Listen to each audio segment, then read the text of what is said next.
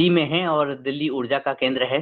आपने इस कक्षा को ऊर्जा से सरोकार किया और जैसे आदरणीय हमारे योग गुरु हीरालाल जी कुशवाहा जी ने कहा कि छतरपुर के लोग हाथ खड़े करें, तो मुझे लगता है छतरपुर एक मध्य प्रदेश में है और एक दिल्ली में है।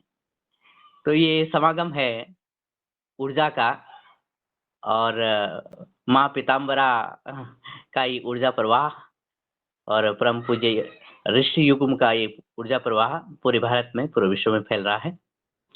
और इस मंच के माध्यम से आपका बहुत-बहुत धन्यवाद, बहुत-बहुत अभिवादन। हम निरंतर आपकी कक्षा में इस तरह से सम्मिलित होते रहेंगे, आपके समूचे ग्रुप के साथ।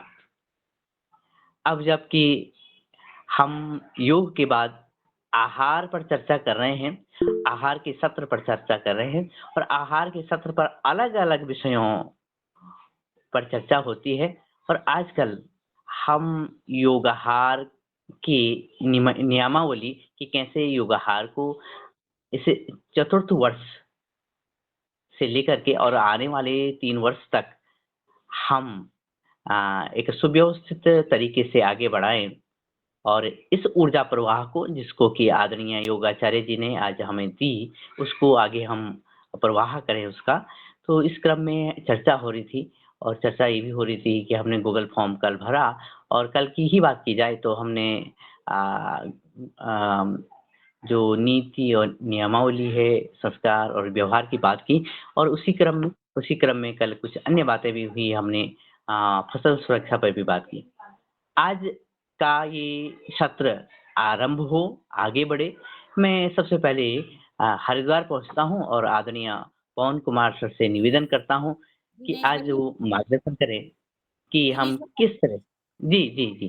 जी, मैं बीच में बोलती हूँ। जो एक हैंड राइज़ है सबसे पहले उनका क्या कहना है? एक बार उनसे बात करिए फिर पवन सर आ जाएँगे।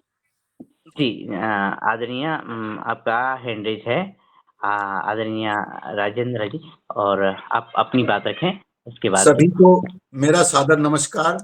हम लोग एनसीआर से करीब 5 साल से प्रतिदिन गूगल पर ऑनलाइन योगा क्लास चलाते हैं।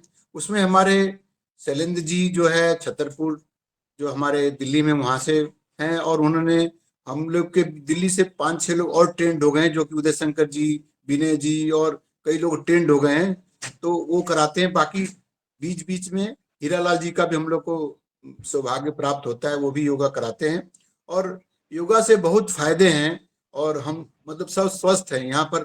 किसी मतलब इतना स्वस्थ है कि हम 5 साल जिस दिन कुछ कमी हो जाती है उस दिन बड़ा दिक्कत होती है सभी को। तो इसलिए आप आज सौभाग्य मिला आप लोग के बीच में आए और मैं अभी आहार और योगा में जुड़ा रहूंगा। 1 घंटे 1.5 घंटे कार्यक्रम चलता है। मैं लगातार आप लोग के कई बार मैं जुड़ता रहता हूँ आहार और बिहार के कार्यक्रम में और कृषि आधारित जो आपका चलता है उसमें चलता। बाकी हम लोग सभी जुड़े रहेंगे।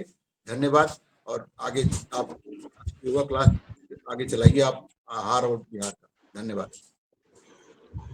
जी, जी आदरणीय धन्यवाद और आप यूँ ही निरंतर इस योग की कक्षा में आगे बढ़ते रहें और जैसे आपने कहा कि विगत 5 वर्षों से आप योग पर ये कक्षा आगे बढ़ा रहे हैं तो आप इस हम आपके फॉलोवर हैं, हम आपके साथ-साथ चल रहे हैं, चतुर्थ वर्ष में योगाहार तो धन्यवाद आदरणीय, आप निरंतर बने रहिएगा और इसी क्रम में मैं आदरणीय पवन कुमार सर से निवेदन करता हूँ कि आज के योगाहार की इस चर्चा सत्र में मार्गदर्शन कीजिएगा कि हम किस तरह से आगे बढ़ें? जी।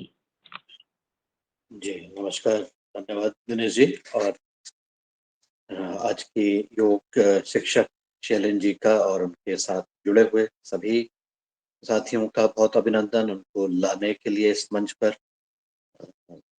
हीरालाल कुशवाहा जी का भी बहुत अभिनंदन और इसी तरह से हम लोगों को समय-समय पर एक-दूसरे के पूरक बनते हुए, एक-दूसरे का सहयोग करते हुए निरंतर आगे बढ़ते जाना है और अपने-अपने स्तर से भी काम करना है और कुछ काम हमें सामूहिक स्तर पर भी करना है। जैसा कि आज हमने सामूहिक रूप से छतरपुर और देश के अन्य कोने के जितने भी साथी जुड़े हैं, सबने साथ मिलकर के योग किया। लेकिन योग केवल योग की क्रिया तक ही सीमित नहीं है। योग के अलावा जो हमें और कार्य करने हैं, अपने सामाजिक जीवन में, अपने व्यक्तिगत जीवन में उनका भी हमें ध्यान रखना है। और वर्तमान परिस्थिति में तो और ज़्यादा ध्यान रखना है। जिस तरह से पर्यावरण, प्रकृति और इसका ह्रास हो रहा है, और जिस दिन प्रतिदिन चाहे कभी हम गर्मी से ज़्यादा परेशान हैं, कभी बरसात से ज़्यादा परेशान हैं, कभी फसल नहीं होने से परेशान हैं, कभी और तरीके से प्रकृति के साथ जुड़ी हुई और भी घटनाओं से हम परेशान हैं, और भी अपने अंदर की प्रकृति से भी कई बार परेशान हो जाते हैं। तो उसके लिए योग के साथ-साथ अन्य जो कार्य हैं, उस पर भी हमें सहयोग करते हुए आगे कार्य करना है। तो इसी क्रम पर जो सबसे पहले जो बात हो रही है पिछले कई दिनों से, वो हो रही है अनुशासन की। और इसके लिए पिछले कई दिनों से जो गूगल फॉर्म हमारे साथियों ने भरा है और उसके ऊपर चिंतन किया है और उसके ऊपर अपनी बात कही भी है, सुझाव भी दिए हैं। तो उसके आधार पर हम निरंतर उसमें सुधार किए हैं। और उसमें इस क्रम में यह भी बात हुई थी कि हम अपने जो कार्य हैं, गतिविधियाँ हैं और अपने इस योगाहार के जो कार्य हैं, उसमें किस प्रकार से अनुशासन की नींव रखना है चाहिए, जिससे कि आने वाले 3 वर्षों में उस नींव के आधार पर कुछ अन्य कार्य जिसका मैं अभी चर्चा कर रहा था, उनको निर्माण किया जा सके। क्योंकि अगर नींव ही कमज़ोर होगी तो उसमें बाकी कार्यों की क्या उसकी आशा की जा सकती है। तो इसी क्रम पर आज जब हम इसके ऊपर बातचीत कर रहे हैं, मैं फिर से अनुरोध करना चाहूँगा, और कल हमने यह भी बात की थी कि हम एक और फॉर्म रखेंगे जो पहली बार सदस्य हमारे साथ जुड़ते हैं, जो पहली बार इस सदन के साथ जुड़ेंगे या जुड़ने वाले हैं, उनको योगाहार के बारे में बताना, उसके चिंतन जो है, उसके कार्य के बारे में, उसकी गतिविधियों के बारे में। और अभी हमने जो अपना एक उत्सव किया था 3 वर्ष पूर्ण होने के अवसर पर, पतंजलि में जो उत्सव हुआ था, उसकी फ़ोटोग्राफ भी दिखाना है, क्योंकि कई बार बातें समझ में नहीं आती हैं। चित्र के माध्यम से हमारी बातें भी सजीव हो जाती हैं। तो ऐसा करते हुए भी, और अन्य भी जो हमारी इसकी परंपरा रही है अभी तक के, उसके ऊपर भी उनको एक जानकारी देना। तो एक नए जुड़ने वाले सदस्यों के लिए अरे ऐसे रह गए जो जा नहीं पाए, यही बात।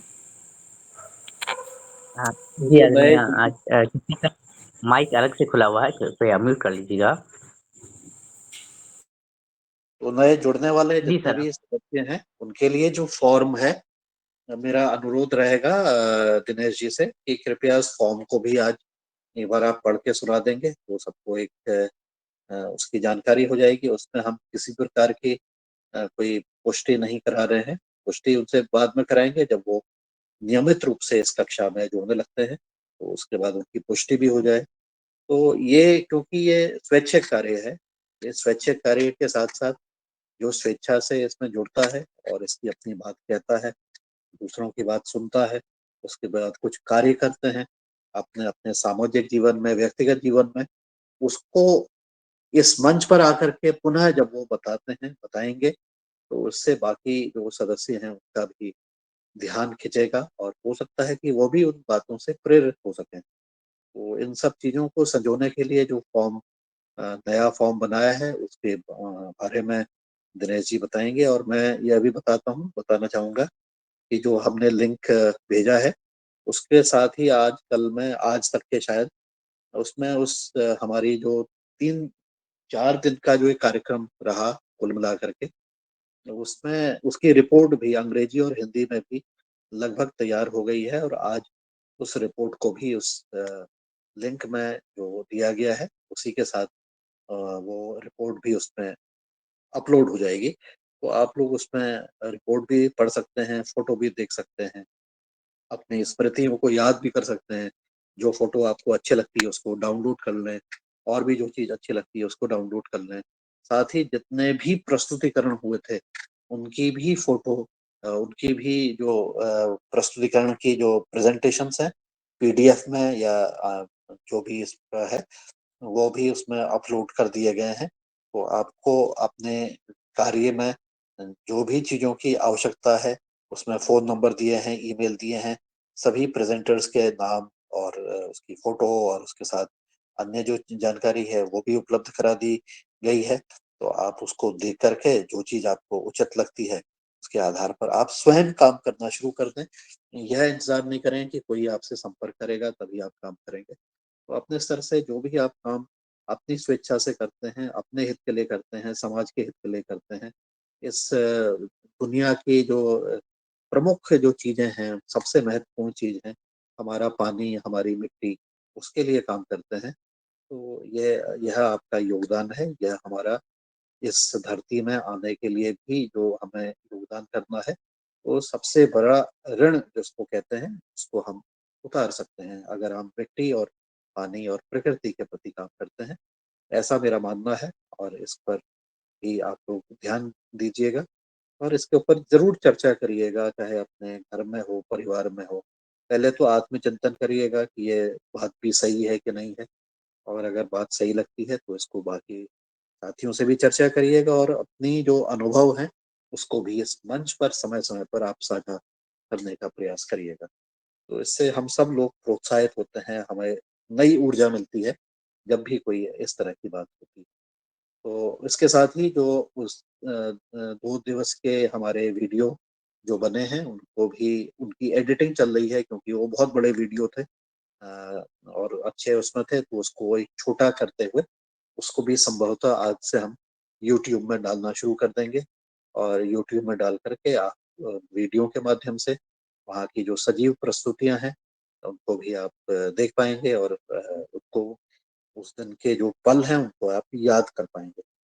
तो मैं अब अपनी बात को आगे रोकते हुए मैं दिनेश चंद सेमवाल जी से अनुरोध करता हूँ कि इस जो दूसरा फॉर्म है, जो सामान्य रूप से जो फॉर्म बना है, उसके बारे में आप अपनी बात कहें, आप उसको बताएँ, उसको पढ़ ही लीजिए और फिर अगर किसी के मन में कोई प्रश्न है और उस फॉर्म को भी आप डाल सकते हैं इस ग्रुप में और उसके बाद उसको सभी साथी उसको पढ़ भी लें और इसके बारे में एक हमारी एक जो बेस इन्फॉर्मेशन है योग आहार के प्रति, वो सबकी एक एक साझा समझ हमारी बन जाती है।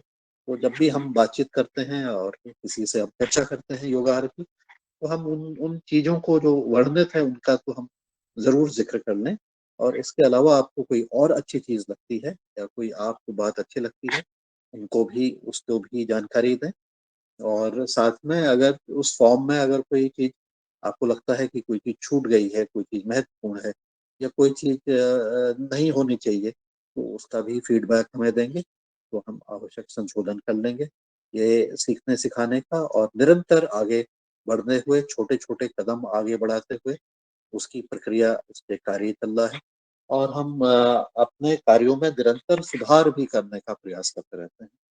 तो इसी क्रम में अब मैं अपनी वाणी को विराम देता हूँ और आगे का मंच दिनेश जी और रंजना जी को आगे सौंपते हुए अपनी वाणी को विराम देता हूँ। सबको नमस्कार, धन्यवाद।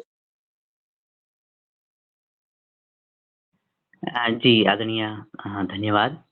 आपके मार्गदर्शन के साथ हम आगे बढ़ रहे हैं और जैसे कि आपने कहा कि अभी विगत में कुछ ही दिन हुए कि हमने योगाहार का तृतीय वर्ष का जो उत्सव हरिद्वार में मनाया।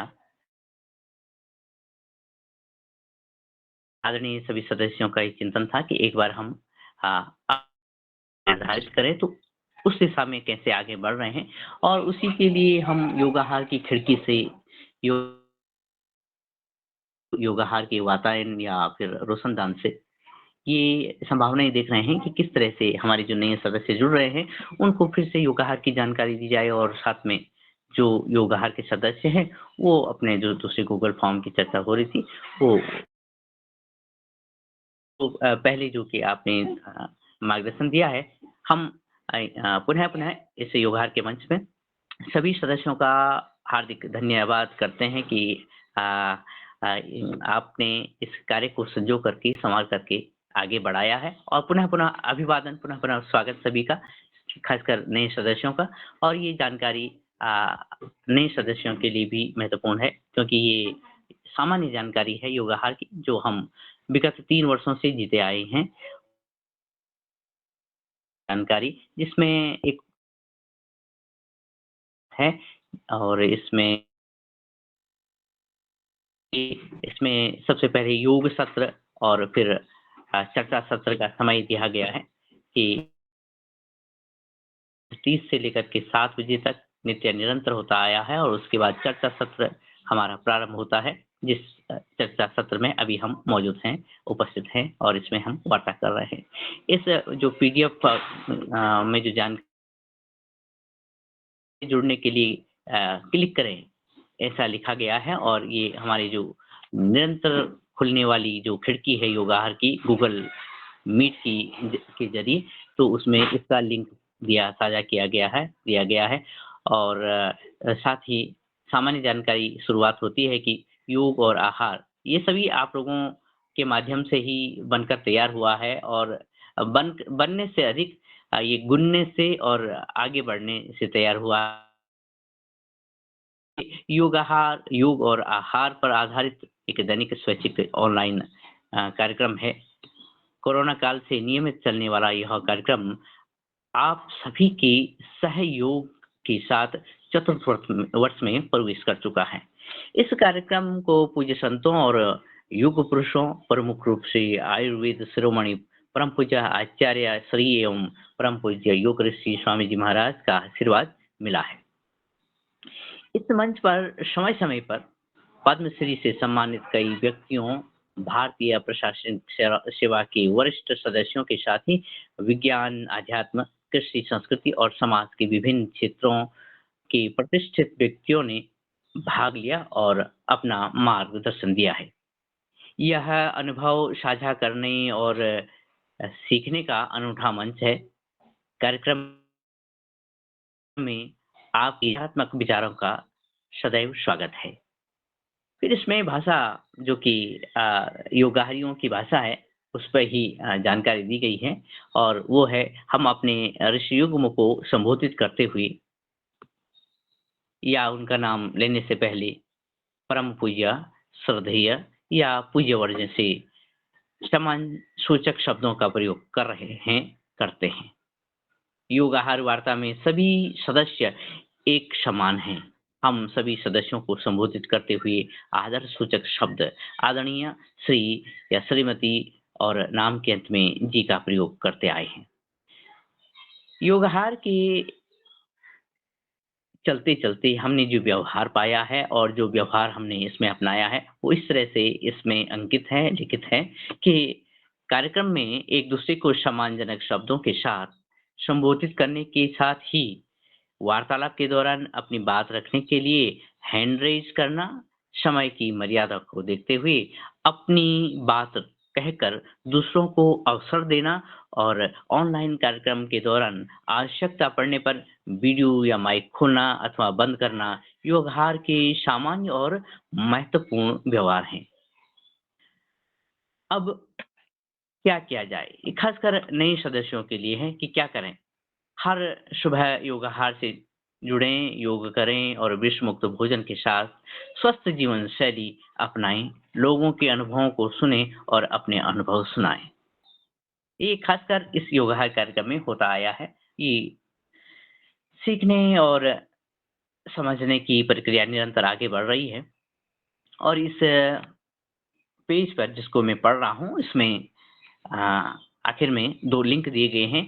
एक है योगाहार यूट्यूब चैनल सब्सक्राइब करें और उसका लिंक दिया गया है और दूसरा है योगाहार पर कविता को आप सुन सकते हैं, लाइक और सब्सक्राइब कर सकते हैं। इसमें भी एक लिंक दिया गया है। ये भी यूट्यूब चैनल का लिंक है और उसको आप सब्सक्राइब कर सकते हैं, लाइक कर सकते हैं। तो कुल मिलाकर योगाहार की एक सामान्य जानकारी थी और जो नए सदस्य हैं उनके स्वागत के साथ ये सामान्य जानकारी समाप्त होती है और अब पुनः मैं आदरणीय सर आपके पास पहुंचता हूं और जी सर। जी दिनेश भैया, हमारे बीच में मैं एक रवि आदित्य सर जुड़े हुए हैं। सबसे पहले आप उनको आमंत्रित करिए।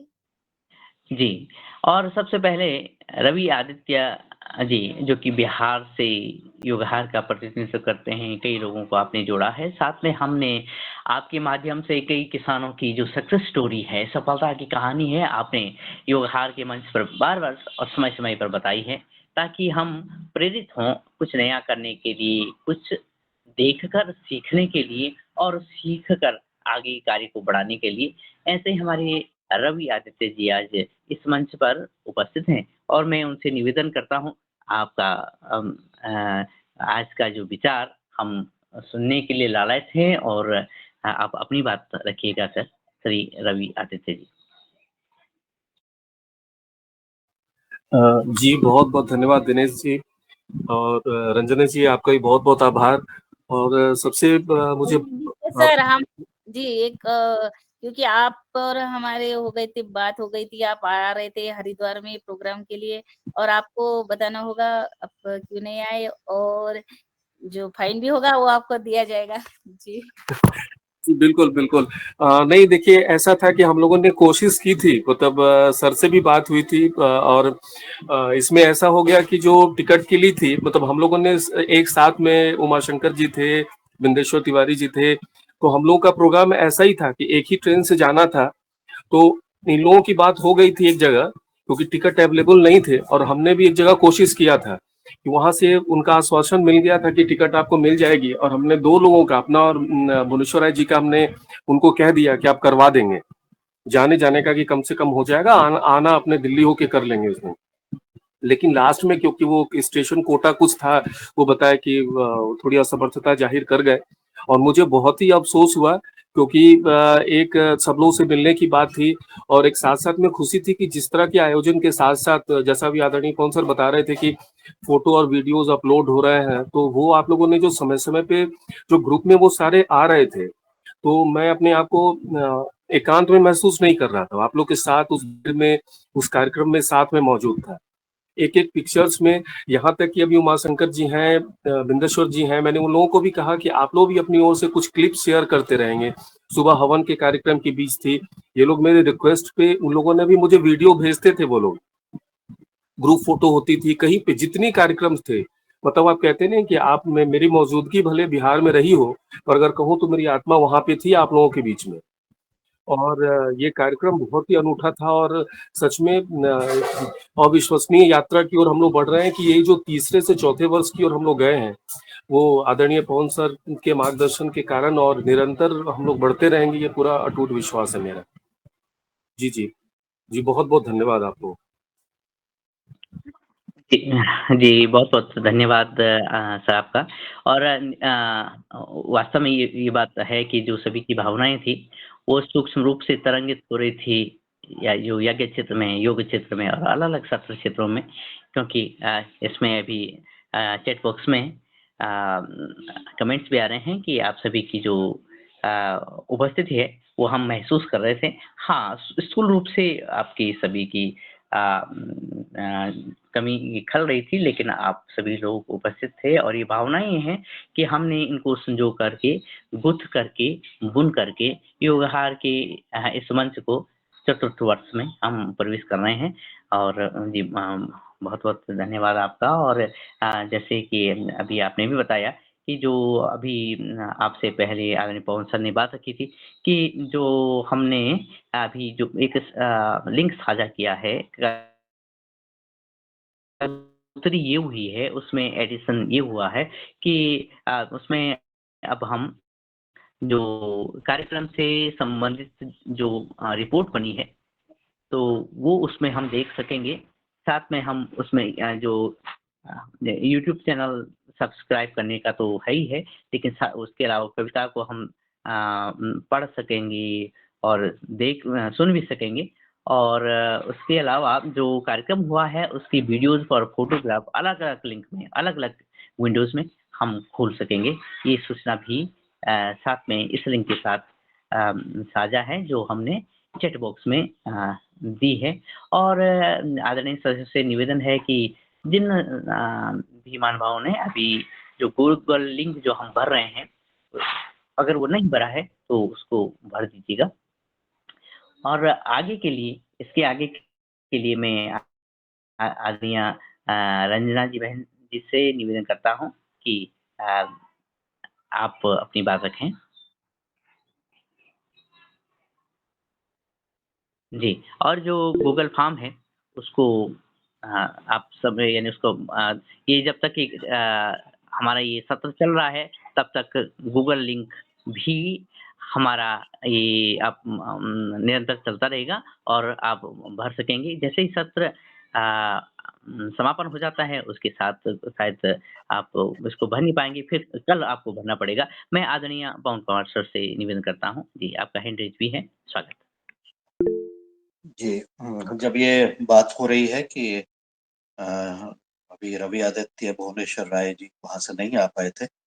इसी प्रकार से और भी हमारे साथी आना चाह रहे थे लेकिन वो लोग नहीं आ पाए। तो उसी में से एक हमारे साथी हैं कुलदीप उनियाल जी। कुलदीप उनियाल जी के साथ वो आ भी नहीं पाए और लास्ट में उनका आने का प्लान भी था। लेकिन उन्होंने उनके साथ मिलकर के हमने एक बड़ी अच्छी महत्वपूर्ण विषय पर काम किया था और वो था कि हम जैविक ग्राम कैसे बनाएं, हम आदर्श ग्राम की तरफ कैसे बढ़े। मुझे लगता है कि आने वाले दिनों पर हम उनको बुलाने का प्रयास करते हैं पुनः, और उनके द्वारा जो हमने जो एक छोटी सी पुस्तिका थी कि हम जैविक ग्राम की तरफ कैसे बढ़ें, तो उस चीज पर भी हम चर्चा कर लेते हैं। क्योंकि आदर्श ग्राम, जैविक ग्राम, कुल मिलाकर के इसको देखा जाए तो हम अपनी जो जहाँ पर हम रहते हैं और ग्रामीण क्षेत्रों में रहते हैं, तो वहाँ की स्थितियों को हम और बेहतर कैसे बना सकें पहले के मुकाबले। आदर्श तो एक कल्पना की तरह है कि हम वहाँ सोच रहे हैं कि ऐसा होगा, लेकिन इसके ऊपर निरंतर कई मायनों में, कई आयामों में प्रगति निरंतर करने की जरूरत होती है। मुझे लगता है कि क्योंकि इस कार्यशाला में भी, इस योगाहार कार्यक्रम में भी आदर्श ग्राम और जैविक ग्राम बनाने के ऊपर बातचीत हुई थी और कुछ हमारे साथी इस तरफ आगे बढ़ने का प्रयास भी कर रहे हैं। यह बड़ा प्रासंगिक है कि उस विषय को, और उसमें जो पुस्तिका का विमोचन भी हुआ था उसके ऊपर भी वो अपनी टिप्पणी और राय और विचार दे दें। और साथ ही हमारे साथ जुड़ने वाले जो भी प्रयास इस तरफ किए जा रहे हैं, उस तरफ आगे बढ़ने का प्रयास किया जा रहा है, उनके भी विचार लेकर के कि क्या प्रगति हो रही है, कैसे हम लोग काम करने वाले हैं।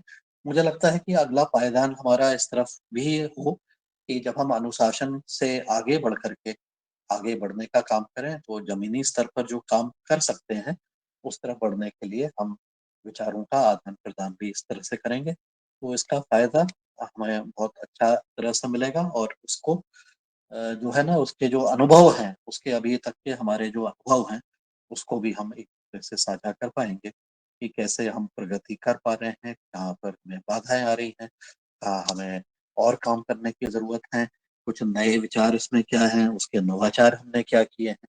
तो ऐसे कई सारी चीजों के ऊपर हम बात कर सकते हैं और एक ग्राम को एक आदर्श के रूप में बनाने के लिए और एक वहाँ की जो स्थितियां हैं उसका जीवन स्तर आगे बढ़ाने के लिए, उनका जीवन स्तर में आगे बढ़ाने के लिए जितने भी लोग रहते हैं सभी रूप से, समान रूप से, पुरुष हों, महिला हों, बच्चे हों, छात्र हों, सभी को कुछ न कुछ उसमें मिल सके, कुछ उनको अपने आगे बढ़ने के लिए कुछ न कुछ ऐसी व्यवस्थाएं बन जाएं। तो इस तरफ बढ़ने का जो प्रयास करते हैं, तो इसके लिए मेरा अनुरोध रहेगा दिनेश जी से कि कुलदीप जी से भी संपर्क करके उनको आने वाले दिनों पर बुलाएं और हमारे जितने भी साथी इस तरफ प्रयास कर रहे हैं उनके बीच में एक संवाद अगर हो जाता है, तो हमारा अगले पायदान की तरफ बढ़ने का एक काम हो सकता है। तो मैं इतना ही मुझे टिप्पणी करनी थी, पुराने साथियों को भी याद करते हुए और आगे बढ़ने की जो हमें कार्य करना है, उस तरफ बढ़ने के लिए जो हम कर सकते हैं उस पर कुछ विचार देने के लिए भी धन्यवाद। नमस्कार। जी, जी आदरणीय धन्यवाद।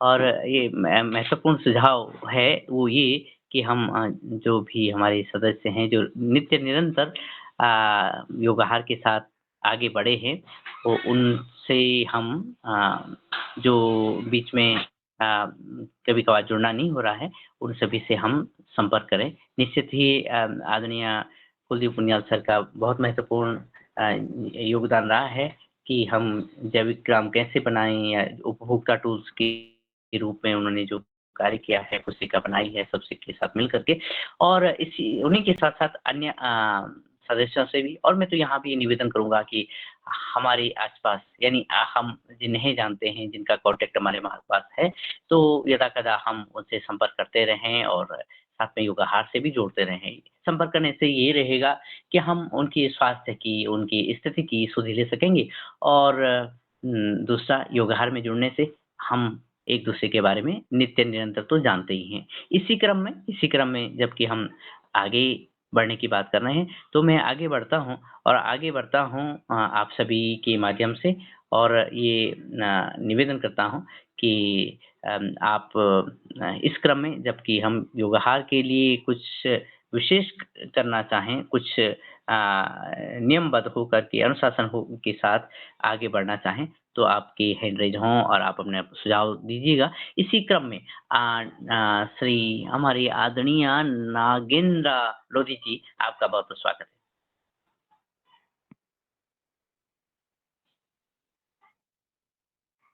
जी, आदरणीय नागेंद्र लोधी जी तक आवाज़ पहुँच रही हो, तो आप अपनी बात रखें।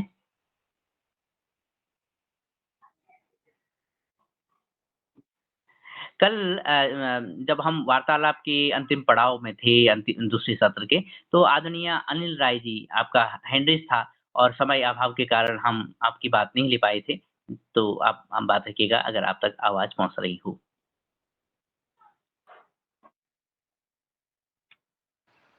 जी, आवाज़ तो पहुँच रही है। कल कुछ मेरे दिमाग में था, वो मैं पूछना चाह रहा था, लेकिन अभी दिमाग में जब आएगा तो हम आपसे पूछ लेंगे। जी, अवश्य अभी जी। समय है, तो आप अवश्य ही बात रखिएगा। कल क्योंकि हमें 8:30 तक समापन भी कर देना है, तो तब लास्ट अंत में हैंड रेज़ हो रहे थे, और मैं निवेदन ये भी करूँगा कि अगर आप सभी के मन में कुछ बातें हैं, कुछ बिंदु हैं, कुछ सुझाव हैं, तो आप समय से पहले अगर हैंड रेज़ करेंगे तो ये और सुव्यवस्था हो जाएगी, समय पर हम वार्तालाप भी कर सकेंगे, और अंतिम में फिर हम समय की लिमिट को क्रॉस नहीं कर पाएँगे, वरना मेरे नंबर कट जाएँगे। इसलिए मैं आपके पास पुनः आता हूँ। आदरणीय हमारी दीदी मिथिलेश सिंह जी का हैंड रेज़ है, आप बात रखिए दीदी। ओम, सदन को नमन वंदन। योगाहार परिवार को हार्दिक प्रणाम। मिथिलेश सिंह का एक तो आज जैसे हमारी योग कक्षा हुई, तो बहुत ऊर्जा कक्षा में थी, और मैं 6:30 बजे जुड़ी, क्योंकि मेरी कक्षा ऑफलाइन जो चलती है उसके बाद ही मैं जुड़ती हूँ। तो आज मैंने कक्षा में अनुभव किया कि जो 6:30 बजे से हमारे प्राणायाम शुरू होते थे और हनुमान चालीसा और भजन होता था, उसमें कुछ परिवर्तन किया गया क्या आज से? जी, दरअसल परिवर्तन नहीं हुआ है, जो योग शिक्षक का ये है, मैं बोलना चाहती हूँ मिथिलेश बहन जी, कि कोई योग शिक्षक आते हैं तो वो प्राणायाम से शुरुआत कर देते हैं। तो आज के हमारे योगाचार्य जी ने प्राणायाम से शुरुआत कर दी, तो हमारे कपालभाति, अनुलोम-विलोम, ये सब प्राणायाम हम पहले स्टार्टिंग में किए। अच्छा, वो स्टार्टिंग में हो गया आज। जी, जी, यही मेरी जिज्ञासा थी कि शायद कुछ परिवर्तन हुआ होगा, तो मैं जानकारी ले लेती हूँ। जी, और जी। दूसरा मेरा है कि जो हमारा प्रोग्राम हुआ हरिद्वार में 1 तारीख से लेके 4 तारीख तक का, कुछ मैंने उसमें देखा है खोल करके पीडीएफ वगैरह, फोटोग्राफ्स वगैरह, तो उसमें लगा कि कुछ फ़ोटो हमारे छूट गए हैं। जैसे कि कुछ योग वाले फ़ोटो, कुछ यज्ञ वाले फ़ोटो, पता नहीं वो मैंने पूरा देख नहीं पाई या वो कुछ छूट गए हैं, ऐसा मुझे अनुभव हुआ, तो वो मैंने आपको शेयर किया। जी, ओम, धन्यवाद। हाँ, दीदी आप मिथिलेश जी, मैं जी, ये कह रहा था ज़्यादा नहीं। कि अगर आपने फोटो देख लिए हैं और आपके पास कोई, हमारे पास तो जितने फोटो हमने डाल दिए, तो एक बार आप उसको पुनः देख लीजिए, और लेकिन आपको लगता है कि कुछ फोटो छूट गए हैं और वो फोटो आपके पास हैं या किसी और के पास हैं, तो आप मुझे बता दीजिएगा, अपना ईमेल दे दीजिएगा, मैं आपको एक फोल्डर अलग से बना करके उसमें रख दूंगा, आपके नाम से ही बना दूंगा, आपको एक्सेस दे दूंगा कि आप स्वयं ही उसको अपलोड करें। तो ये व्यवस्था के बारे में मैंने कल भी बात की थी, मुझे अभी तक के किसी का रिस्पॉन्स नहीं मिला हुआ है, तो मैं आज पुनः इस चीज को रिपीट कर रहा हूँ। कोई फोटो रह गए हैं, छूट गए हैं, आपके पास हैं, किसी और के पास हैं, आपकी जानकारी में है, तो कृपया करके मुझे अपना ईमेल बता दीजिएगा, व्हाट्सएप कर दीजिएगा, मैं फोल्डर बना के आपके ईमेल से आपको जोड़ के आप उसको स्वयं अपलोड कर सकते हैं, ऐसी व्यवस्था हम कर लेंगे उसी फोल्डर से। तो ये सभी के लिए है, और आप लोग अपनी जो भी अपनी इच्छा अनुसार जो भी कुछ में करना चाहें उसमें कर सकते हैं। एक्सेस आपको सारे फोल्डर्स का नहीं मिलेगा, केवल अपने फोल्डर का ही आपको एक्सेस मिलेगा, उसको खोल करके आप उसमें अपनी चीज़ों को अपलोड कर सकते हैं। अभी हमारे पास करीब 10 GB डेटा भर गया है उसमें, तो अभी 5 GB का डेटा है, काफ़ी उसमें रखा जा सकता है। तो ये सब भी व्यवस्था इस तरह से की गई। धन्यवाद। जी, धन्यवाद सर। मैं एक थोड़ा सा बीच में बोलना चाहती हूँ। मिथिलेश बहन जी, आपके जो फोटोज है, यज्ञ वाली है और योग वाली है, जो आदरणीय पवन कुमार सर ने जो डाल दिए है लिंक, उनमें सब में आपके फोटोज है, हमने खुद देखी है। आप एक बार फिर से देख लीजिए, पूरे फोटो है आपके। जी बहन, जी जी जी, अगर हो हो सकता है मैंने सके तो पूरे मैं, फोटो नहीं देखे हैं। हाँ हो सके तो मैं आपको भेज सकती हूँ, ठीक है। जी धन्यवाद। जी, जी, जी, धन्यवाद। और आपने 2 महत्वपूर्ण बिंदुओं पे बात रखी है कि सुबह के कार्यक्रम में हाँ, ये उसका उत्तर दीदी रंजना जी ने दिया है, और साथ में जो कल भी आदरणीय पवन सर ने सभी आदरणीय सदस्यों से कहा है कि आपके पास ऐसे कुछ चित्र हों, कुछ फ़ोटो हों या कुछ वीडियो हों जो लगता है कि वो अपलोड की जा सकती है, तो कृपया उन्हें साझा करें और हम सभी उन फ़ोटो को देखने का आनंद ले सकेंगे। इसी क्रम में आदरणीय बने सिंह आर्य जी, आपका हैंड रेज़ है। जी, अपनी बात रखिएगा। परिवार के महानुभावों को सभी को प्रणाम। मेरा विषय तो सदन में जुड़े हुए मांगीलाल जी लोधा झालावाड़ से, उनसे परिचय करना था। आदरणीय आपका नंबर मिल जाए मुझे तो कुछ विषय बात करना आपसे। जी, जी धन्यवाद। और ये एक संयोग है कि मैं आदरणीय मांगीलाल जी लोधा जी के से ही बात करने वाला था, क्योंकि कल उनका हैंड रेज़ भी था और उनकी वार्ता भी नहीं हो पाई थी। तो कृपया आप अपने परिचय के साथ बात रखें आदरणीय लोधा जी। जी, सभी योगार परिवार को मेरी तरफ से सुबह का राम राम। मैं झालावाड़ डिस्ट्रिक्ट राजस्थान से हूँ, मांगीलाल लोधा। हमने किसानों की एक कंपनी बना रखी है, किसान उत्पादक संगठन, जो पतंजलि ने प्रमोट किया है। हमारा सौभाग्य रहा कि पतंजलि के माध्यम से हमारा एफपीओ बना और हमें योगार परिवार से जुड़ने का मौका मिला। तो मैं जब से वहाँ हरिद्वार योगार परिवार से जुड़ा हूँ, जब से मैं रेगुलर अभी योगा कर भी रहा हूँ और लोगों को भी प्रेरित कर रहा हूँ। मुझे बहुत अच्छा लग रहा है योगा करने से। तो बने सिंह जी भाई साहब को भ्राता जी आपका नंबर दीजिए मुझे, नंबर। जी, मेरे नंबर है 800 क्या, फिर से बोलिए। मुझे लगता है 800। अगर चैट बॉक्स में डाल देंगे तो और अच्छा रहेगा। जी, जी। जी जी जी, मैं चैट बॉक्स में डाल दूँ अभी। जी जी। जी जी।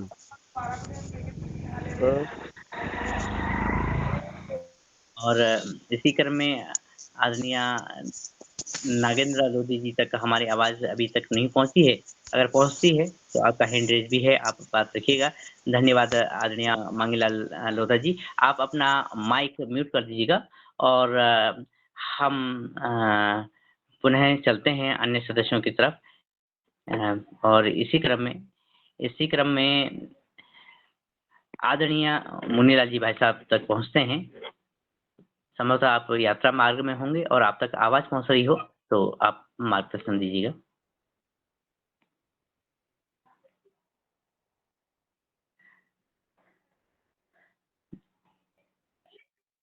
जी आदरणीय भुवनेश्वर राय सर, आप तक हम पहुंचना चाहेंगे और क्रमवार जो मुझे स्क्रीन पर नाम दिख रहे हैं आपके साथ ही मैं नाम के साथ आगे बढ़ता हूं। जी सर। जी धन्यवाद आदरणीय दिनेश जी। सबसे पहले तो इस योगाहार कार्यक्रम में उपस्थित सभी महानुभावों का मैं हृदय से अभिनंदन करता हूं। और आज चूंकि कोई विशेष चर्चा नहीं है, एक सामान्य चर्चा हो रही है कि जो हम लोगों ने सभी लोग जो हरिद्वार में गए थे उसके बारे में, तो इसमें मैं इतना ही कहूंगा कि निश्चित रूप से ये विजिट कहीं न कहीं करने से, देखिए जो लोग पहली बार गए होंगे हरिद्वार में वो निश्चित रूप से वहां अनुभव किए होंगे हर तरह की बातें, कैसे कोई मीटिंग ऑर्गेनाइज की जाती है, कैसे वहां व्यवस्था किया जाता है और फिर उसमें किस तरह से हम बोलते हैं, क्या परेशानियां आती हैं, और ये सारी चीजें देख करके समझ करके और फिर मौका अगर अपने को मिले कि इस तरह का हम कोई कार्यक्रम कहीं कर रहे हैं तो उसमें बड़ा ये साथ देता है।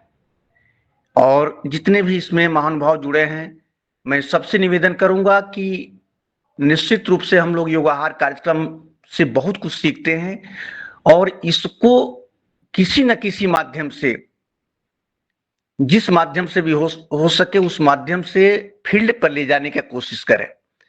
इससे काफी से काफी लोग लाभान्वित हो सके।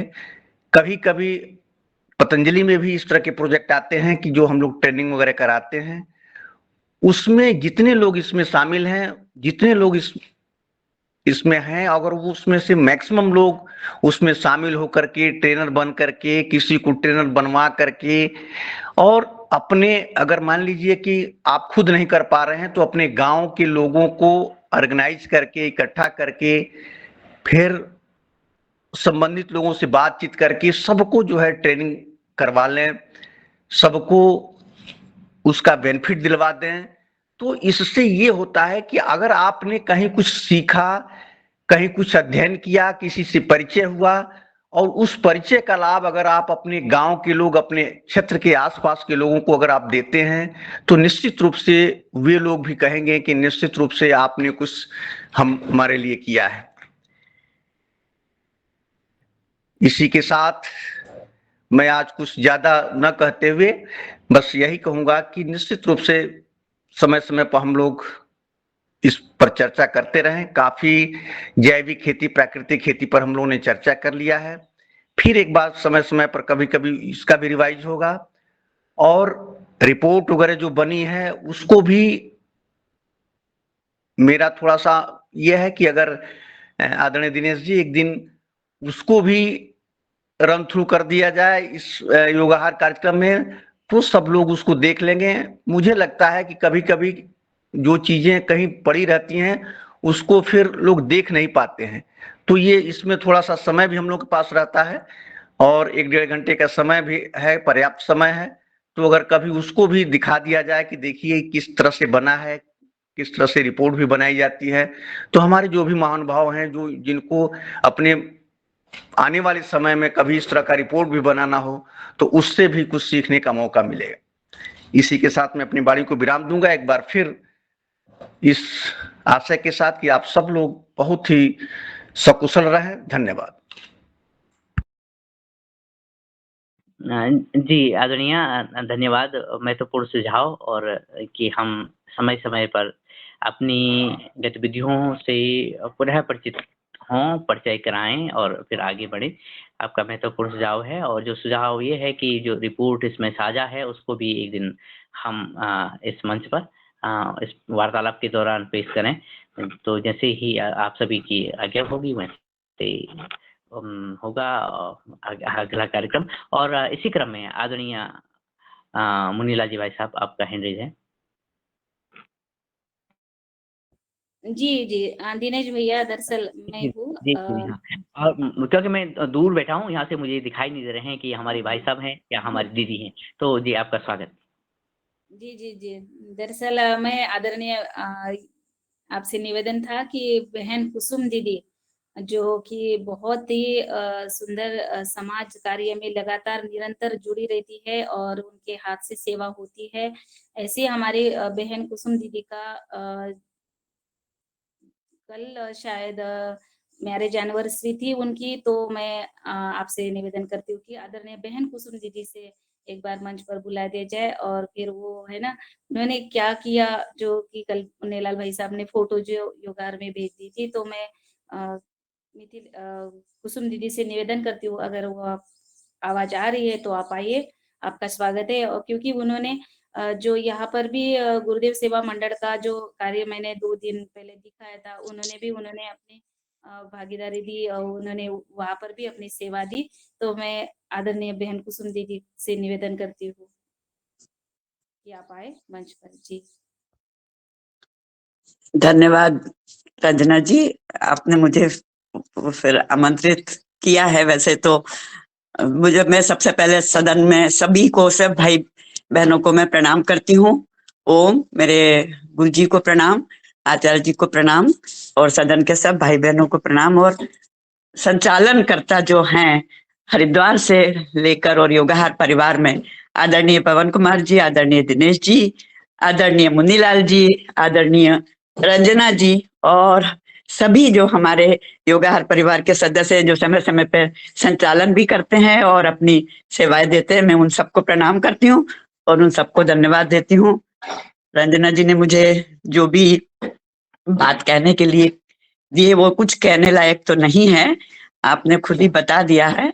बस थोड़ा सा मेरी एनिवर्सरी का दिन था, इसलिए उस दिन थोड़ा सुंदरकांड का पाठ मैंने करवाया था घर में, प्लस गौशाला में जाकर थोड़ा कुछ वहां दान दक्षिणा की।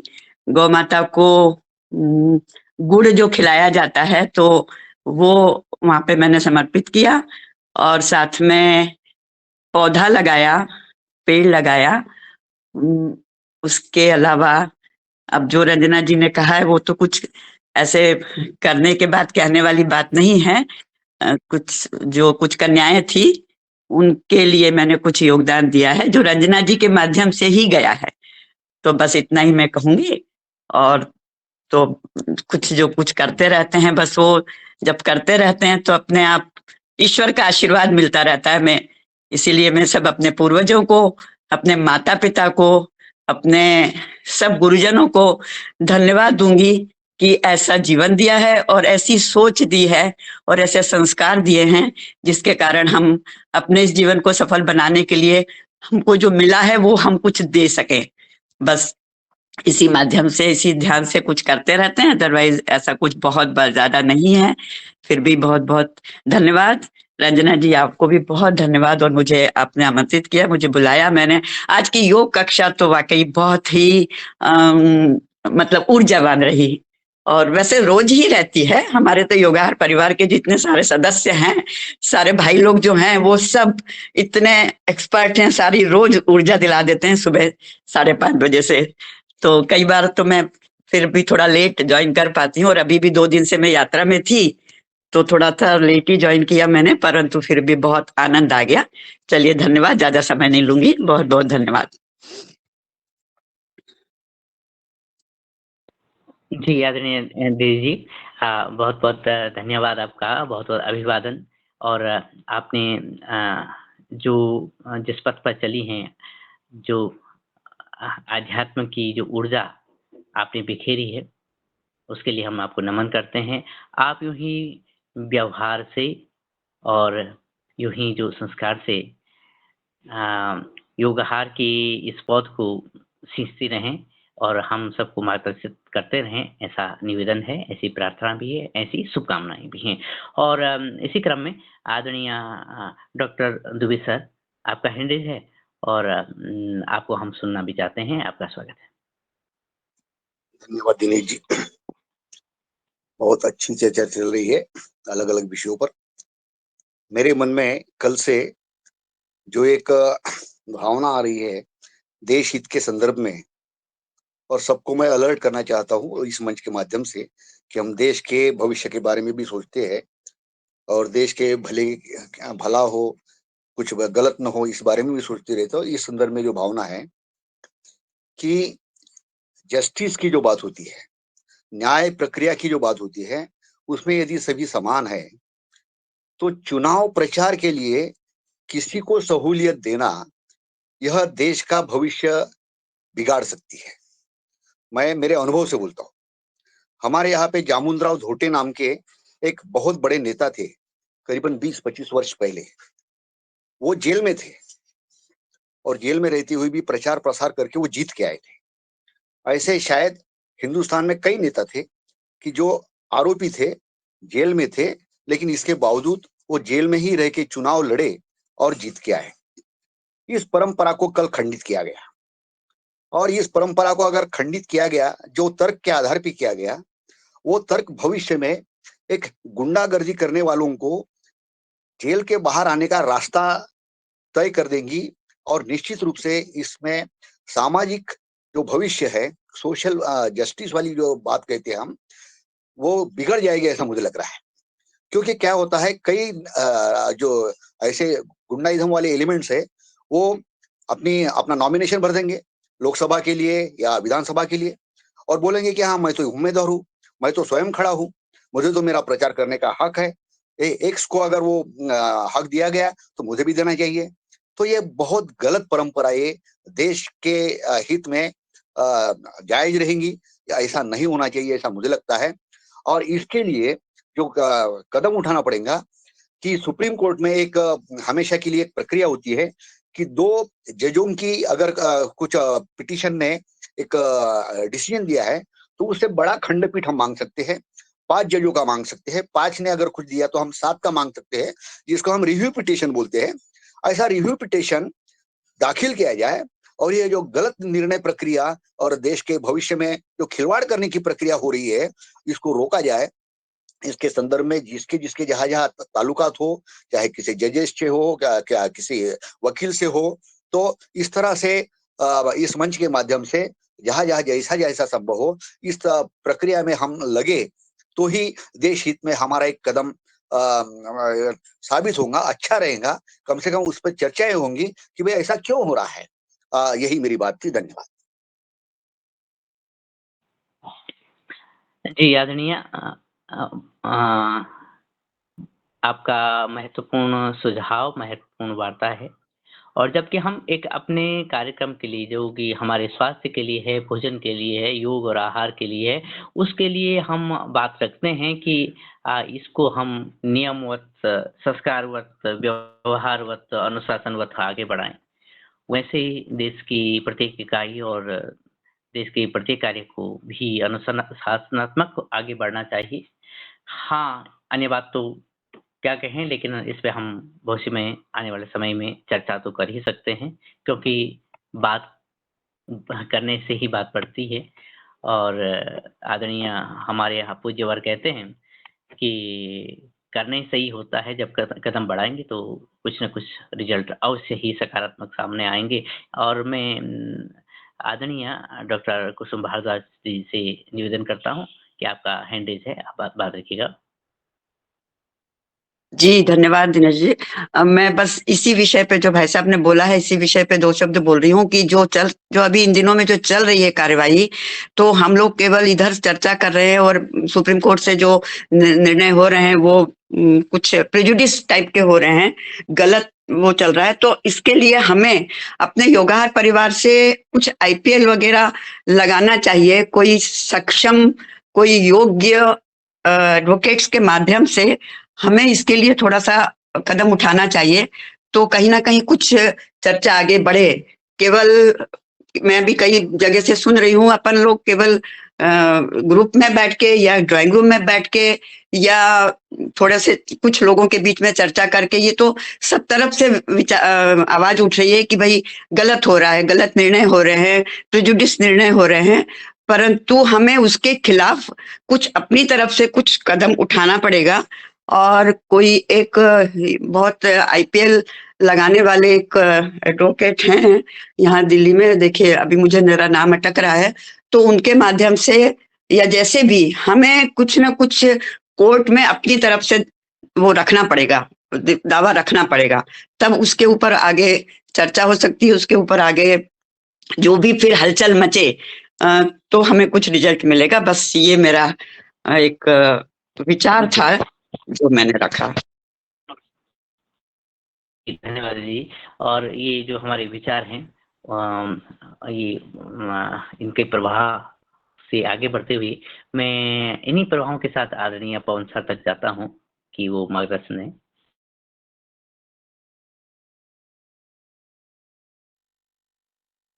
जी जी आदरणीय, आप ना म्यूट हैं शायद।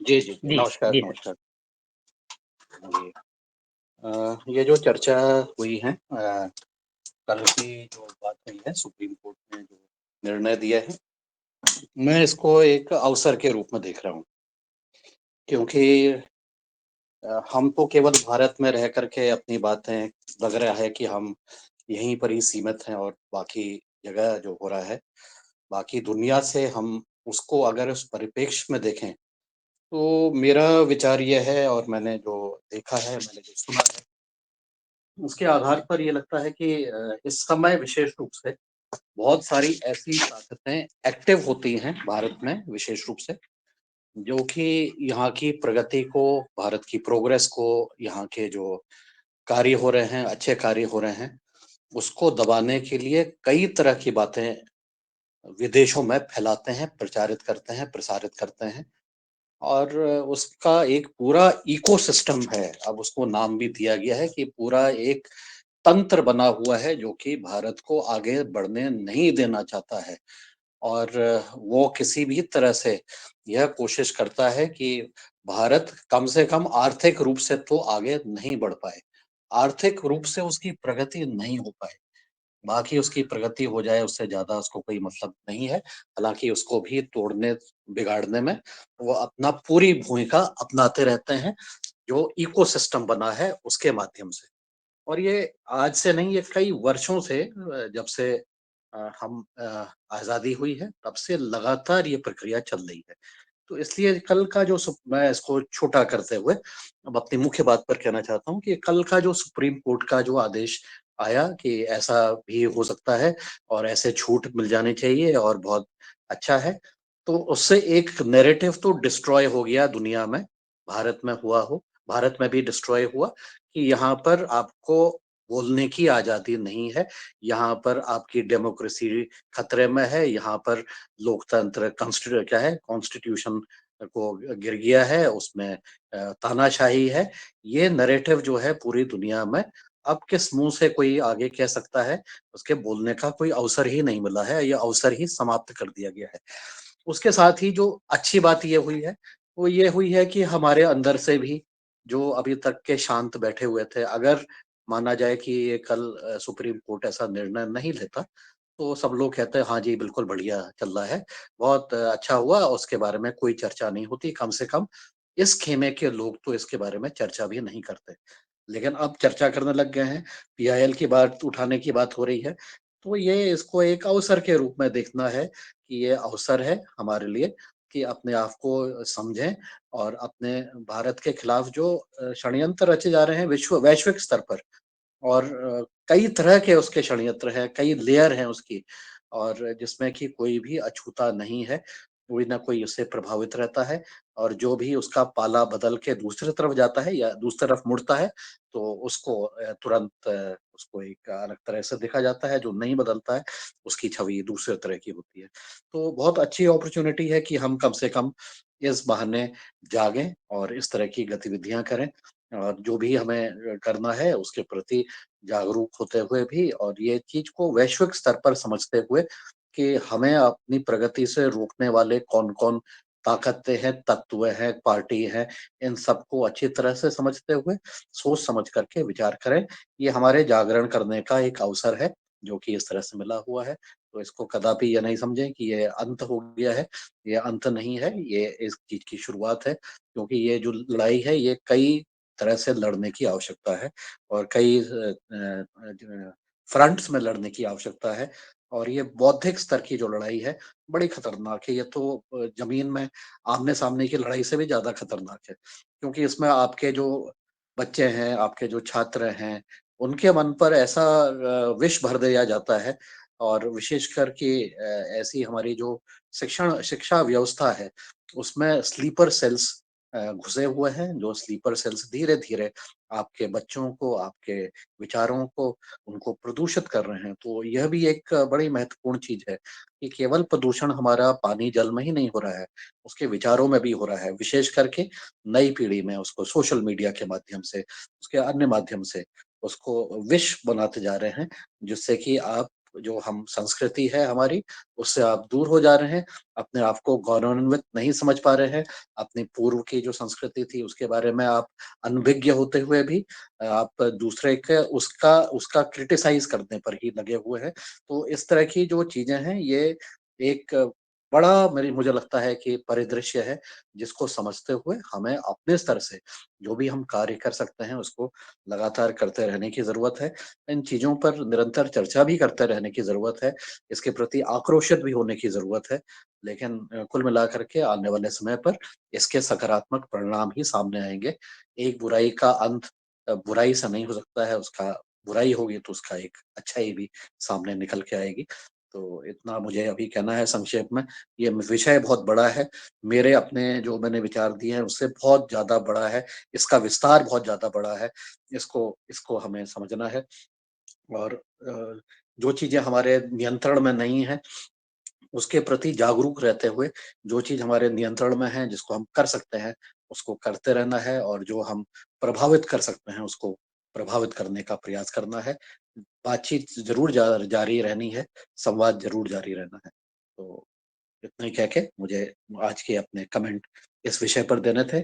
और एक बार मुझे भी लगा कि ये अचानक क्या हुआ, फिर मुझे इसका मैंने जब चिंतन किया तो मुझे लगा कि ये बहुत अच्छा मौका है इस चीज के प्रति संवेदनशीलता बनाने के लिए, समझ बढ़ाने के लिए और आगे चर्चा करने के लिए। जी धन्यवाद।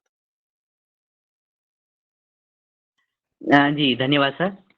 और ये जो विचारों का प्रवाह है, और आदरणीय दुबे सर ने जो बात रखी है, आदरणीय डॉक्टर कुसुम जी ने बात रखी है, और आपने ये बात रखी, तो निश्चित ही ये समय यूं लगता है कि जागरण की ही बेला है, और जागरण की बेला में अगर हम जागे तो संभवतः है ये अच्छे परिणाम देने वाला, अच्छा असर प्रदान करने वाला ही माना जाएगा। और इससे पहले हम अगर हमने देखा कि बहुत सारी जो पॉइजन कंपनियां थी, विदेशी कंपनियां ऐसी, जो कि पॉइजन के रूप में या जहरीले के रूप में वो जानी गई, उन्होंने अलग अलग देशों में आकर के और वहाँ की व्यवस्थाओं को ध्वस्त करने की कोशिश की। तो इसी तरह से एंटी पॉलिटिकल कार्टेल और anti economic cartel, anti cultural cartel, इस तरह के गिरोह खड़े हो रहे हैं, और इन पे पाबंदी, इन पे नियंत्रण, इन पे लगाम जनता के द्वारा ही, उनके विचारों के द्वारा ही, उनके जागरण के माध्यम से ही हो सकता है, ये निश्चित बात है। और क्योंकि व्यवस्थाएं चाहती हैं कुछ खुराक, जनता की जो शक्ति है, ऊर्जा प्रवाह है उसकी। और मैं पुनः योगाहार के इस मंच पर वापस लौटते हुए आदरणीय अनिल राय सर, आपका हैंड रेज़ था, मैं आपके पास पहुंचता हूं।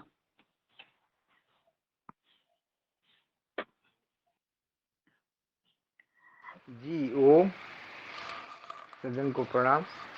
कल विनय वर्मा जी सदन में उपस्थित थे, उन्हीं से संबंधित मेरा प्रश्न था थोड़ा सा, वो फसल सुरक्षा के बारे में, कि जो सोलर ट्रैप था, क्या वो विद्युत से भी, जहाँ पर विद्युत उपलब्ध है वहाँ से वो टाइप का कोई यंत्र लगाया जा सकता है क्या? इसी संबंध से मेरा प्रश्न था। जी जी आदरणीय, आपके जो प्रश्न को मैं, जो पूर्व वक्ताओं ने अभी अभी प्रश्न रखा है, जो ट्रैप की बात है, तो ये इस तरह के विचारों का ट्रैप भी है, जिससे हमने जो आताताई विचारों को ट्रैप करना है। दूसरी फसल सुरक्षा की बात जो कि कल चर्चा भी चल रही थी, तो निश्चित ही आप अपने पास अगर बिजली या विद्युत या इलेक्ट्रिसिटी है तो आप एक बल्ब को लेकर के, एक तसल्ली को में पानी डाल करके शाम के समय जब अंधेरा होने लगता है तो तब अगर 2-3 घंटे के लिए लाइट खोल दें, बिजली का बल्ब जला दें, तो बहुत सारे जो हानिकारक कीट हैं वो वहाँ पे उपस्थित हो जाते हैं और उसमें गिर जाते हैं। हाँ, ये जो सोलर वाला सिस्टम है, सोलर ट्रैप है, ये सहूलियत भरा है।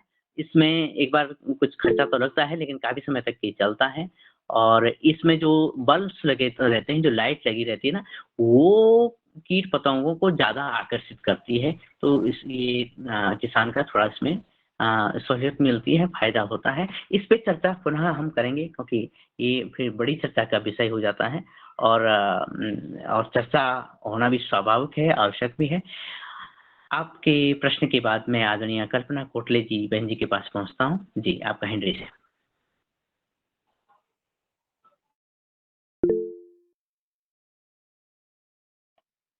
जी, दीदी। आदरणीय कल्पना कोटले दीदी, आपका हैंड रेज़ है, आप बात रखिए।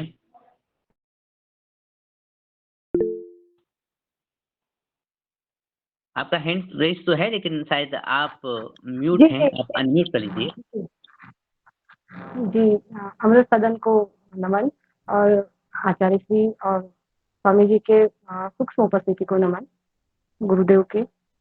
मेरा वही अभी एक सवाल था लेकिन आपने बोला तो मैंने हैंड रेज़ अपना हैंड नीचे कर दिया था क्योंकि वही विनय सर जी से क्वेश्चन था कि फेरोमोन ट्रैप जो लगाते हैं लेकिन जो ट्रैप में जो जाली में जो कीड़े थे ना, जो अपना जीवन दान माँग रहे थे, वो बहुत पीड़ा हो रही थी। तो मैं सदन से वही पूछ रही थी किसी के पास ऐसा हल हो तो बताइएगा कि कीटनाशक भी ना डाल पाए, ऐसी कोई विधि है क्या कि हम कीड़े भी ना लगे हमारे पेड़-पौधों में कीड़े ना लगे और वो नष्ट करने की हमको नौबत ही ना आए। ऐसी कोई विधि हो तो ज़रूर भविष्य में बताइएगा, इस पे बाद में चर्चा करेंगे। आपका जो अभी लिंक को लेके चर्चा चल रही थी, चलने दीजिए। जी, धन्यवाद भैया जी, इतना ही था मेरा। जी, जी, आदरणीय दीदी जी धन्यवाद।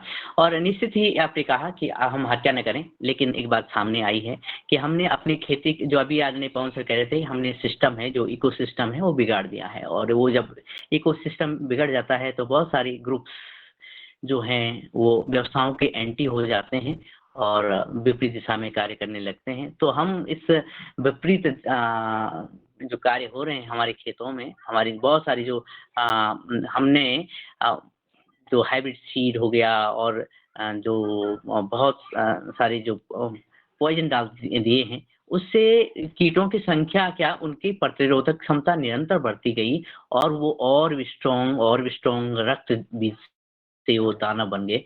तो ये हमने अपने खेत का इकोसिस्टम खुद बिगाड़ा है। हाँ, यहाँ पे एक बात आपकी बहुत महत्वपूर्ण है कि हम इनकी हत्या ना करें, लेकिन महत्वपूर्ण ये भी हो जाता है कि हम इनको कंट्रोल कर रहे हैं।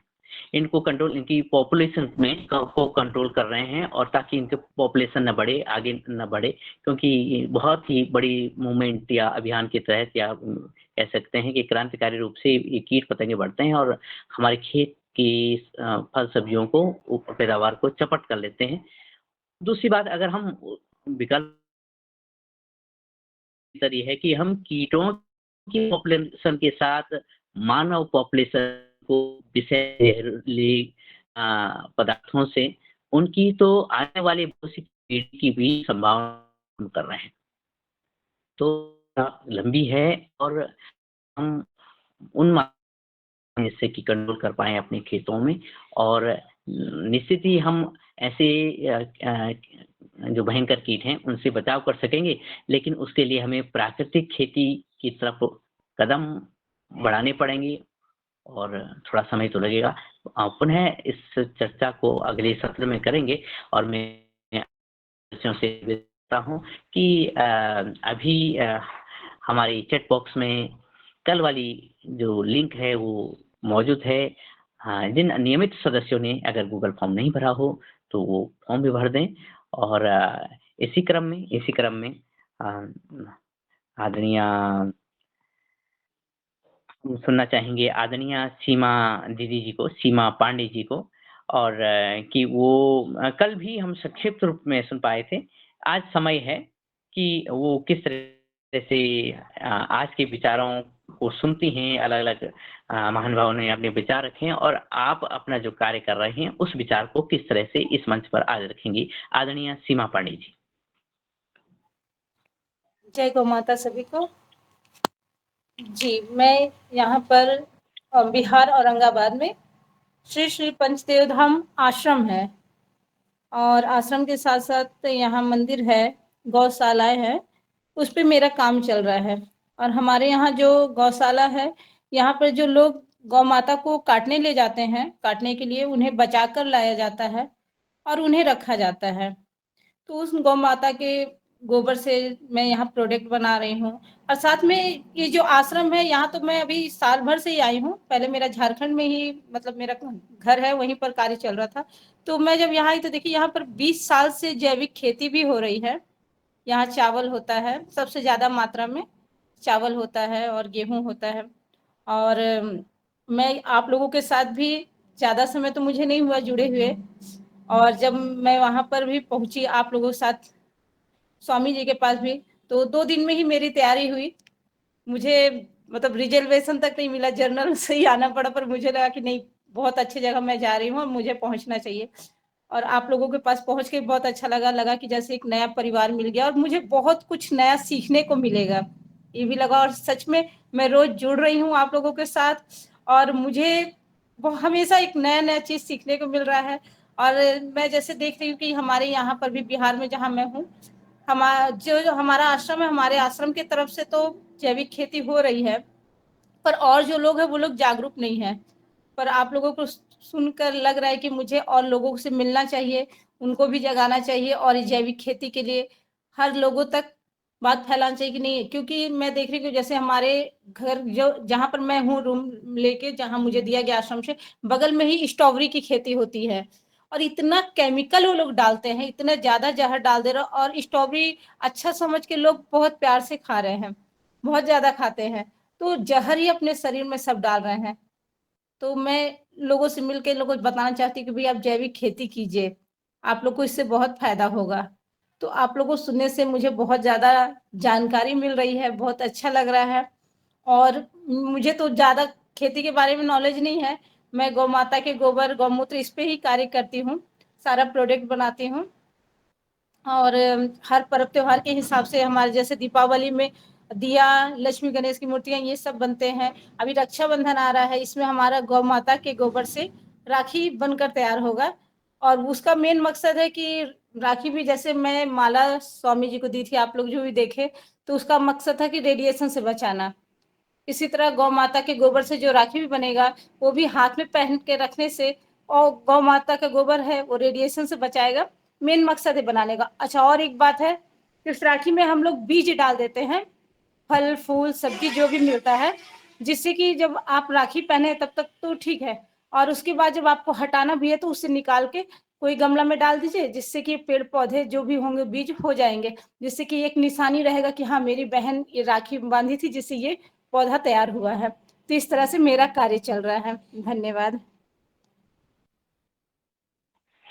जी धन्यवाद दीदी। और आपने कहीं न कहीं आदरणीय कल्पना कोठे जी की उस विषय को भी छुआ है कि जिसमें ये बात आई, उनका प्रश्न था कि क्या ऐसा नहीं है कि हम जीवों की हत्या न करें, यानी अहिंसा से अपनी खेती को बढ़ाएं। वास्तव में जो जैविक खेती है, जो प्राकृतिक खेती है, वो वही बात करती है कि हम अपने खेत की इकोसिस्टम को अच्छा बनाएं।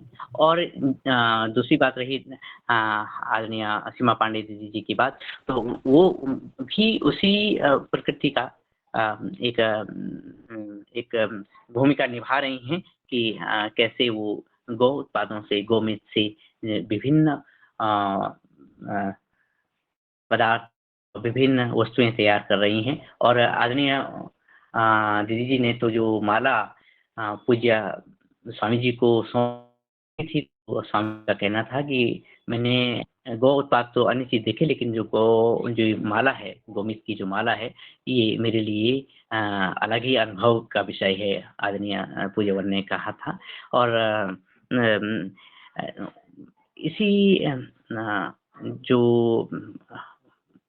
कार्यक्रम का जो मौसम बन रहा है कि हम अपनी फसलों को, अपने उत्पादों को कैसे करके हम आगे बढ़ाएँ। साथ में एक मौसम ये भी इस कार्यक्रम में बना हुआ है कि हम जो नियमित सदस्य हैं वो निरंतर 2-3 दिन से इस चैट बॉक्स में जो लिंक पड़ा हुआ है उसमें साझा फॉर्म को भर भी रहे हैं। आदरणीय सदस्यों ने भरा नहीं है, वो समय रहते आज के समय आज भर लें, वरना फिर आपको कल उसको भरना पड़ेगा। और जैसे आदरणीय रवि आदित्य जी ने कहा है कि एक लिंक हो जिसमें पीडीएफ के माध्यम से या अन्य माध्यम से वो गतिविधियों के बारे में सभी को विदित हों गतिविधियाँ। तो आदरणीय जो लिंक अभी पड़ा हुआ है उसमें लगभग सभी खिड़कियाँ, सभी सूचनाओं की खुल रही हैं। तो आदरणीय सदस्य इस लिंक को खोलें तो अपना आपकी फ़ोटोज़, आपकी वीडियोज़, आपके यूट्यूब चैनल योगाहार से संबंधित जो भी है और साथ में रिपोर्ट भी आजकल हुई संपन्न हुई कार्यक्रम की आप देख सकेंगे इस गूगल लिंक के माध्यम से। साथ में आप भर भी पाएँगे इस गूगल लिंक को। और जबकि अब समय भी करवट ले रहा है कार्यक्रम की अंतिम पड़ाव तक, तो मैं इस क्रम में आदरणीय और जबकि हैंड रेज़ भी नहीं है, तो मैं आदरणीय रंजना बहन जी से निवेदन करता हूँ कि वो आज के कार्यक्रम को किस तरह से देखती हैं और उनके भी क्या विचार हैं। साथ में उपस्थित सभी आदरणीय सदस्यों का धन्यवाद भी करें। आज धन्यवाद हम कर देंगे रंजना जी को सुनने के बाद। जी। तो जी हाँ, आदरणीय जी से निवेदन है आप अपनी बात रखिएगा और आदरणीय भाई साहब से निवेदन कि आप इस कार्य को आज के इस सत्र को संपन्न करने की कृपा करेंगे। आदरणीय भाई साहब, पहले रंजन जी को हम सुनते हैं। जी।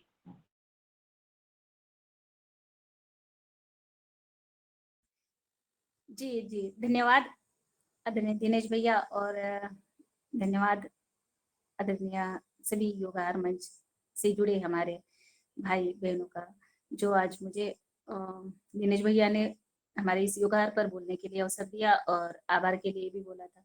तो मैं जैसे कि हमारी आज की योग कक्षा सुंदर रही, आदरणीय शैलेंद्र प्रसाद जी ने दिल्ली से ले ली, तो बहुत आनंद आया पूरी ऊर्जा के साथ। जैसे हीरालाल भाई साहब ने कहा कि बिल्कुल 1 मिनट के लिए भी उनका खंड नहीं पड़ा।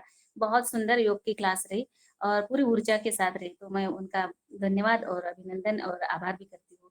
और इसी के साथ हमारे दूसरे सत्र में बहुत ही सुंदर महत्वपूर्ण चर्चा हमारे आदरणीय जैसे कि 3 वर्षीय हमारे योगाहार मंच को 3 वर्ष पूरे हुए और उसकी उपलब्धि पर हमने जो प्रोग्राम वो उत्सव जो हरिद्वार में मनाया, उस पर हमारे सभी महानुभाव भाई बहनों की जो अपनी बात रखी, आप सभी का मैं बहुत-बहुत धन्यवाद करती हूँ। और जैसे कि हमारे योगाहार मंच पर सच में हमें बहुत कुछ सीखने को मिलता है, नई-नई चर्चा हमारे योगाहार मंच पर होती है।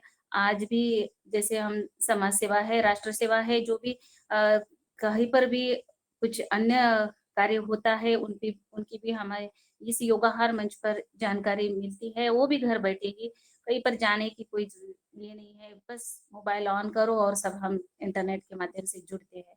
तो ये सुंदर प्रोग्राम और जैसे हमारी बहन सीमा पांडे जी, उनका कितना भाग्य है जो एक तो योगाहार मंच पर 1-2 दिन पहले ही जुड़ी थी और उन जो 3 साल से भी काम कर रहे हैं उनको भी, और वो 1-2 दिन में ही जुड़ी, फिर भी उनको कितना सौभाग्य मिला कि उनको परम श्रद्धेय आचार्य जी का और परम श्रद्धेय स्वामी जी महाराज का दर्शन हुआ, वो भी हरिद्वार में। और अ, हरिद्वार में उनको ये अवसर मिला और वो उन्होंने बताया भी कि कहा रिजर्वेशन का कुछ नहीं, बस टिकट मिला और हम निकल पड़े।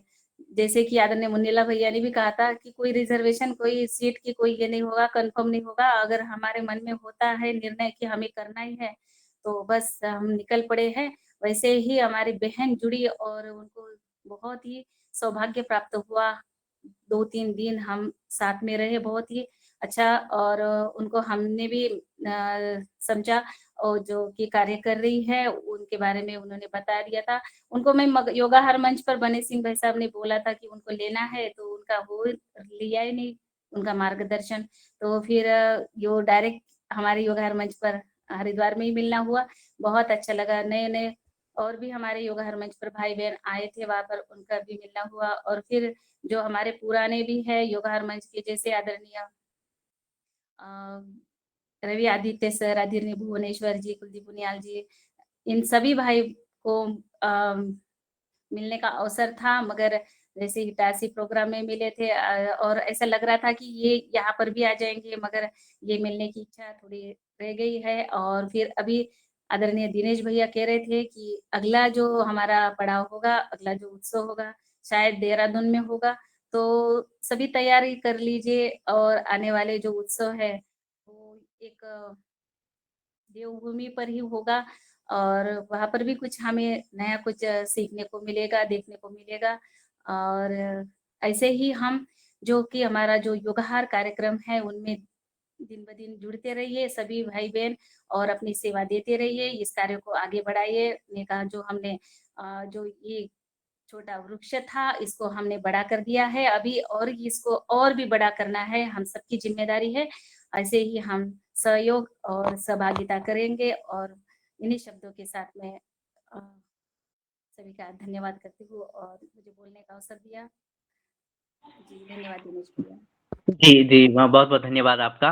और इसी क्रम में हम आगे बढ़ते हैं। आदरणीय मुन्नीलाल जी भाई साहब से निवेदन कि वो आप अपनी बात रख कर के और अपनी बात इस मंच पर आज और महत्वपूर्ण हो जाती है कि जब हमने सारे विषयों पे अलग-अलग आज विविध विषयों पे चर्चा करके एक बिंदु पर हम जा पहुँचे, जहाँ पर राष्ट्र के प्रति और राष्ट्र के सिस्टम में सेंधमारी के प्रति और वहाँ से जागरण के प्रति और साथ में अपनी कर्तव्य निष्ठा के प्रति हम चैतन्य हो रहे हैं। तो इन्हीं शब्दों के साथ मैं आपके पास आता हूँ, आदरणीय मुन्नीलाल जी भाई साहब।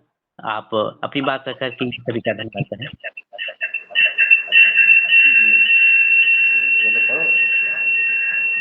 गौर साहब डिस्टर्ब कर रहे हैं हमें, इनके जिला में बैठे इनके आप इसको आवाज शुरू करो जी।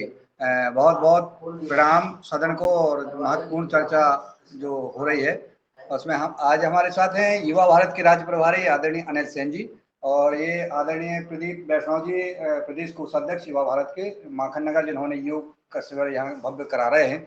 और एम एल गौर साहब यहाँ जिला प्रभारी पतंजलि किसान सेवा समिति नर्मदापुर में बैठे। हमारे सहराज प्रभारी अनिल से लखन जी जो है बैठे हैं। और पूरा परम पूज्य स्वामी जी का सुबह हम सबको आशीर्वाद प्राप्त हो ही गया था, क्लास शुरू हो रही थी उस समय। जो आज चर्चा हुई है आदरणीय डॉक्टर किशोर दुबे जी, डॉक्टर कुसुम भारद्वाज, आदरणीय पवन कुमार जी को सुना। जैसा एक एडवोकेट की बात की है कि अपन को कुछ जो सुप्रीम कोर्ट के लिए जो तैयारी करना है, उसमें एक आदरणीय डॉक्टर कुसुम भारद्वाज जी सहित आदरणीय पवन जी से और हमारे सदन से निवेदन है कि एक ड्राफ्ट बना लिया जाए और वो ड्राफ्ट जो है हम उसको अलग अलग प्रकार से अलग अलग लोग उसमें हम सबमिट करेंगे। जो भी प्रक्रिया है तो डॉक्टर कुसुम भारद्वाज जी से मैं निवेदन करता हूं कि बहन जी आप इस प्रक्रिया को आगे बढ़ाइएगा और जैसा आदरणीय पवन जी से चर्चा करके और जैसा उनका मार्गदर्शन मिले हम सबको इसमें हमने उस दिन परम पूज्य स्वामी जी से भी निवेदन किया था, सिद्धि आचार्य जी से भी जीना उतरते हुए जब चर्चा लंबी हो गई थी उसमें परम सिद्धि आचार्य जी कह रहे थे कि इसको हमने कन्वर्ट तो किया है, इधर दूसरी दिशा दी है।